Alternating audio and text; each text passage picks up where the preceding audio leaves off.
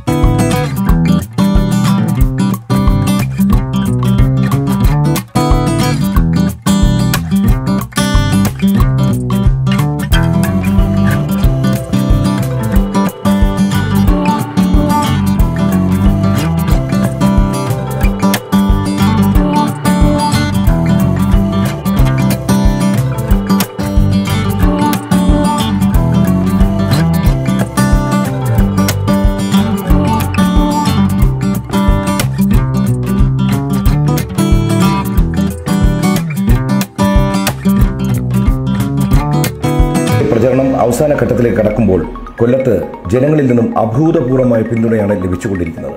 കൊല്ലത്തെ BJP നേതാക്കളും പ്രവർത്തകരും 100% വിജയപ്രതീക്ഷയിലുമാണ്. പ്രത്യേക വാർത്താ ബുള്ളറ്റിൻ ഇവിടെ അവസാനിക്കുന്നു. വീണ്ടും കാണാം. നമസ്തേ.